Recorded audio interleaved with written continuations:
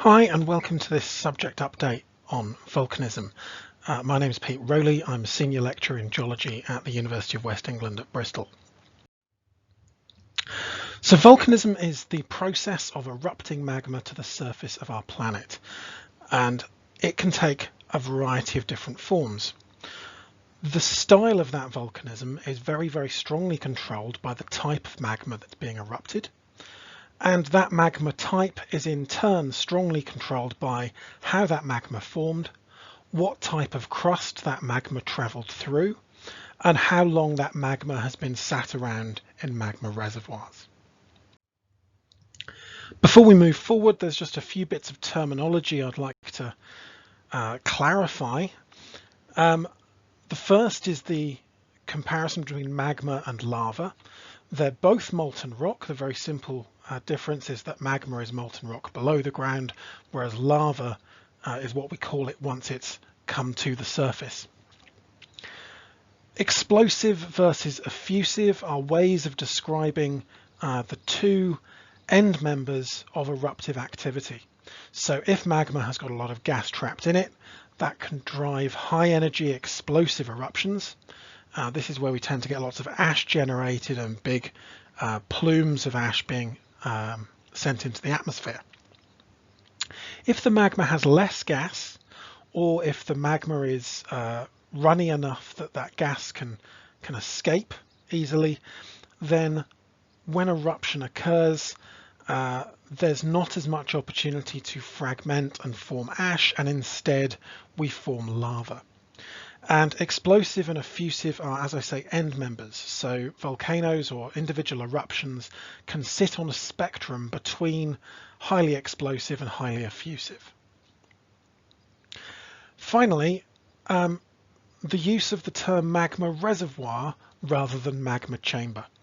One of the important things to bear in mind when we're dealing with magmatic systems is that when that magma is being stored at depth, the pressures at those depths are huge. So it's not really possible for the Earth to sustain big empty chambers. So when magma is injected, it forms a reservoir. It sits at a particular level in the crust. And when the magma is then removed up into either a higher level reservoir or maybe getting erupted, the transition of that material out is associated with the crust and rock around it collapsing back in to fill that reservoir back up. So there aren't big pockets or chambers that just get filled up and then emptied. So we talk about magma reservoirs rather than chambers. So if we look at the global distribution of volcanism, it's very tightly constrained to plate tectonic settings in many cases. So the Pacific Ring of Fire is the kind of perfect example of that, where we have subduction zone tectonics driving a range of volcanism all the way around South America, North America, across the Alaskan arc, down through Japan and into Indonesia. At the same time, we have volcanism associated with divergent plate boundaries and mid-ocean ridges. And we also then have more isolated what's called intraplate volcanism, which is that which is driven by mantle plumes. And these are previously kind of known as hotspots because it was describing a hot region in the mantle. These are what drive activity in Hawaii, in Iceland, and in places like the Canary Islands. So how do we form magma? Well, magma is almost always generated in the Earth's mantle. And it's really important to remember that the mantle is a solid, not a liquid. Okay, if you want more information on that, there's a knowledge booster on tectonics you can have a look at, which goes into this in a bit more detail. But we have to treat the mantle as a solid, and the way we generate magma to drive volcanism is by partially melting that mantle. We don't melt the whole thing. What happens is the mantle is composed of several different minerals, including things like olivine and plagioclase.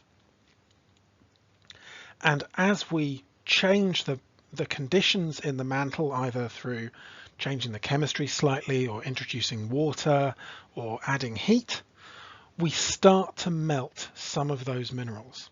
And the minerals with the lowest melting points melt first. So once we've partially melted that mantle, we've generated some liquid molten rock, some magma. And because it's hot, it's ever so slightly expanded. And as a result, it's buoyant.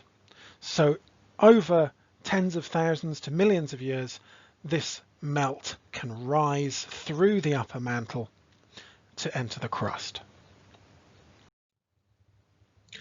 And there's various different ways we can trigger this melting. As I inferred on the previous slide, there's different geological settings, and each of them are associated with slightly different melting conditions. So at the top of this slide, what we've got are 4 graphs that are showing you what the conditions are in the mantle in different locations. The first slide or the first image in panel A is showing you the normal situation in the mantle, and there's 2 lines being represented here. The red line is the geotherm, so this is telling you the temperature that we find at a given depth in the earth. So as we go down from 0 to 50 to 100 kilometers, there's this fairly regular steady increase in temperature. And then there's this second line, the solidus, and this represents the temperature you have to get to start melting the mantle. So we can only melt mantle when the temperature in the earth goes above the solidus line. And as you can see, in the normal situation, the geotherm, the temperature we encounter, is always lower than the solidus. This means the mantle is always going to be solid. So we have different geological conditions, different tectonic conditions, which can change this situation. In panel B, we can see the situation at mid-ocean ridges. And mid-ocean ridges are where we have the separation of oceanic plates. And as a result, high temperature mantle is able to come up close to the surface. And due to this, it's exposed to lower pressures. And so if we were to draw a graph of the temperature down through the center of this mid-ocean ridge, what we find is just by going down perhaps 10 or 12 kilometers, we're starting to encounter temperatures in excess of 1,000 degrees C. And that pushes the geotherm over the solidus. So in that little pocket between maybe 10 and 30 kilometers depth, the geotherm is above the solidus, and in that region we can have melting, so we're going to generate magma. So on the illustration below, you can see at the mid-ocean ridge, the melt being generated is being generated at a very shallow depth. Part C is showing what happens in a hotspot or a mantle plume setting, where we have hot mantle upwelling right down from near the core mantle boundary, and this hot material pushes the natural temperature gradient of the Earth up, and again above the geotherm, this time at a greater depth, so usually somewhere between 80 and maybe 120 kilometers, we push the geotherm over the solidus, and so this time we generate melting slightly deeper. And then finally in subduction zones. And the thing to bear in mind with subduction zones is that while this oceanic plate has been forming, it's been covered in sediment, it's been penetrated by seawater, and so when that subducting slab is pushed down into the mantle, it's heated up, and as that happens, the water is driven off. and that water is driven into the mantle around it, and that water causes a chemical change which changes the properties of the mantle. So what you see in panel D is that actually the solidus line is migrating towards the left. What that means is we have to reach lower temperatures to cause melting. This is simply because we've injected this bit of mantle with water and we've changed its chemistry. So without changing the temperature gradient, we've still managed to trigger melting by causing a chemical change. So in subduction zones, we tend to see melting between maybe 100 and 200 kilometers depth. Now, we've talked about volcanoes, and there's lots of ideas of what volcanoes look like. These were some illustrations I got my cousin to get from her class of Year 8 geographers. And I think we're probably all familiar with these kinds of diagrams. And actually they do a lot of things very well. We have the crater, we have the vent, we've got magma, we've got layered ash and lava flows, we have ash clouds, and we've got various of these illustrations all showing broadly the same kinds of things.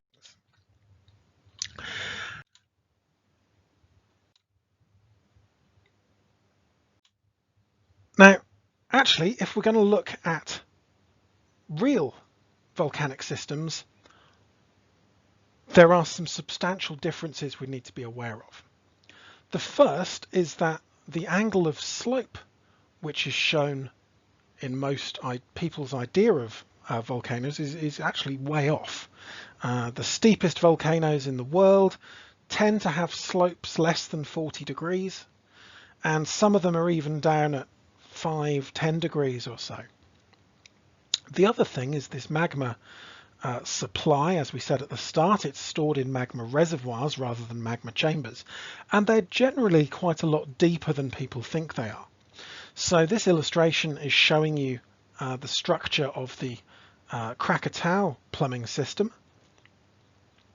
and what you can see here is that this is a complex plumbing system formed of many different magma reservoirs at different levels, which can be connected or not to other plumbing systems. And this kind of structure is actually quite typical of volcanoes. So how does this form? Well, this magma that we've generated in the mantle is initially buoyant, but as it rises, eventually it comes to a level where it's neutrally buoyant. So it's the same density as the rocks around it, and therefore it stalls. It can't rise any further.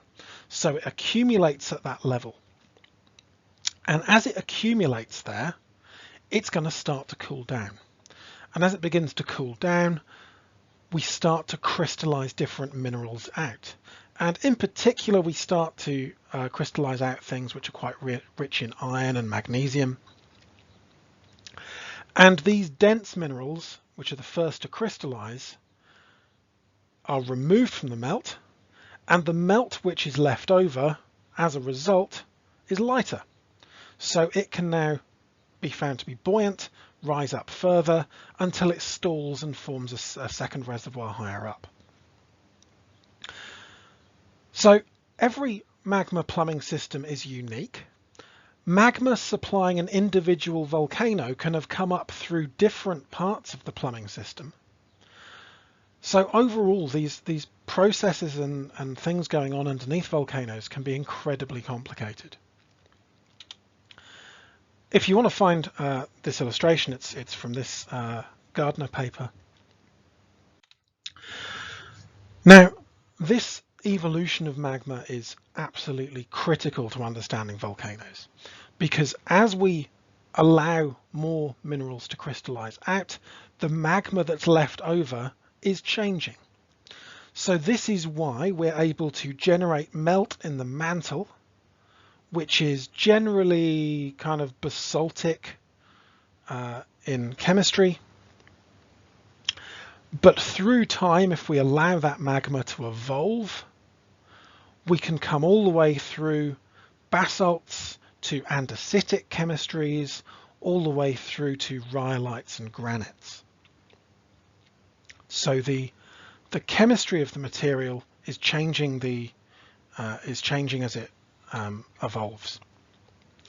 Now, one of the big things here is that as we evolve this magma, the mineral that is most difficult to crystallize is quartz. And as a result, the more evolved the magma is, the more quartz it has left in it. So this is the primary change in chemistry. But as you increase quartz concentration in the magma, you also make it more viscous. And that means that any gases trapped in the magma have a much harder time escaping. Now, as we imagine this plumbing system, you've got to remember that different parts of this plumbing system were fed at different times by different batches of magma. And so they've been sat around for different amounts of time. And because they're different sizes and shapes, they're going to have been cooling differently. So in each of these different reservoirs, we can have very different types of magma. And the result of that is that if you go and look at a volcano, certainly around any of the subduction zone volcanic systems, you will find an array of volcanic activity going on. On the image on the left here, this is a satellite image taken of Pieve Cordoncoyer, which erupted in 2011. And you can see an ash plume being erupted and traveling down towards the southeast. This is an explosive eruption. But at the foot of that ash plume, you might be able to see a darker area of what is lava also flowing out from a second vent. And that's being fed by a slightly different magmatic plumbing system at about the same time. For a similar example, on the right here, this is an exposure you can visit on Tenerife. And this is showing tephra or ash being deposited by two different eruptions at the same time. This black material is being erupted from a small vent just up to the top left of this image.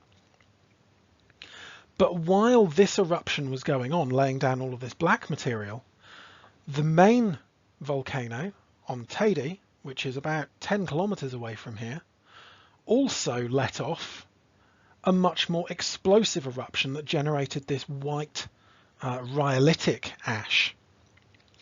And this interbedding of these two different eruption things is telling you that these volcanoes were erupting at exactly the same time, but were sourcing very, very different batches of magma because of these complex plumbing systems underneath. In talking about these different types of volcanic eruption and activity, it's worth then thinking about the kinds of hazard they pose. This is an image I took in Hawaii back in 2015, and what this is showing you is a very kind of common what's called a pahoehoe lava flow. And these twigs and things in the foreground you can see there are actually very large trees. Now, lava is probably the best known volcanic hazard, but actually it's one of the least damaging. Lava tends to move quite slowly. You can tend to outrun it or outwalk it even. So although it damages infrastructure, its threat to life is relatively small. The much bigger issue is when we come to explosive eruptions. And this is a really nice view of Sarychev volcano in Russia, which was erupting in 2009 when the International Space Station went over. And what you can see here is this very, very large ash cloud, which is punched up through the surrounding cloud layer. The heat from the eruption has driven off the moisture, so we've got this clear ring around the eruption plume. And flowing down the sides of the volcano there in white and in dark grey, you can see what we call pyroclastic density currents or pyroclastic flows. And these types of current are very, very fast moving, up to about 100, maybe 120 kilometers an hour. And very, very damaging. They're high temperature and they cover a wide area. So these pose a much greater threat to life to people living around the volcano. It's also worth bearing in mind that although the pyroclastic density currents and the lava flows can reach some distance, tens, in some cases hundreds of kilometers, over a much, much wider area, you will find ash getting dispersed.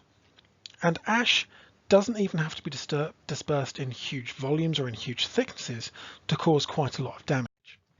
So just by putting down less than a millimetre of ash, we can see crop damage, and of course all of the economical and nutritional issues for populations living in these areas.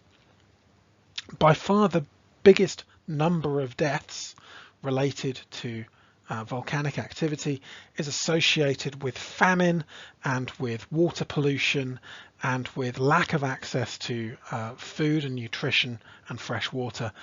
And most of that is associated with the dispersal of the ash. And it doesn't need to be huge volumes to do lots of damage.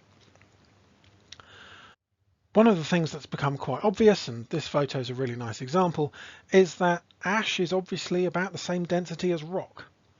And it's also incredibly good at absorbing rainwater. So it doesn't take a huge amount of ash to start putting a great deal of weight on objects that it's lying on. So here we have a jet airliner that was covered in ash following the Pinatubo eruption in 1991. And the weight of the ash gathered on the rear tailplane here was enough to tip this plane up. At the same airbase, this was a US Air Force base, most of the hangars were collapsed due to the weight of ash on the roofs. And indeed, if any of you have been to Italy and you've had the opportunity to go to Pompeii, what you will find is the buildings there have no roofs preserved. And what roof elements are preserved are already on the floor and crushed by ash, because the weight of that ash falling on buildings is incredibly damaging and a huge threat to life. So just to put this in context then, as we wrap this up, I think people tend to underestimate how many active volcanoes there are at any one time. This is a map and a link for you here. You can go and look at which volcanoes are erupting at the moment. It varies on a day-to-day basis, but usually there's somewhere between 5 and 15 volcanoes erupting, and usually another 20 or 30 that are on a minor activity or level of unrest that indicates they may become active again soon. So in terms of resources, there's a series of links on the previous slides you might find interesting, or at least give you links to some of the resources that I've used to put this together. There's also a series of links here that will take you on for some further reading or other resources you might also be interested in. If you've got any questions or you'd like any more information, please do get in touch.